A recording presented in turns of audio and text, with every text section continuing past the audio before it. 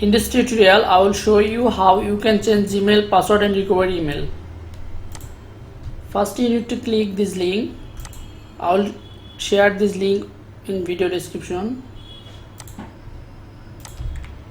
Then put Gmail ID, password. Here you will get new window for new password. Then put a new password.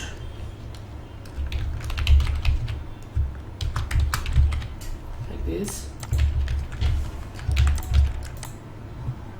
After change password, here you will get this window. Then you need to click get started. Then click here. Then click here.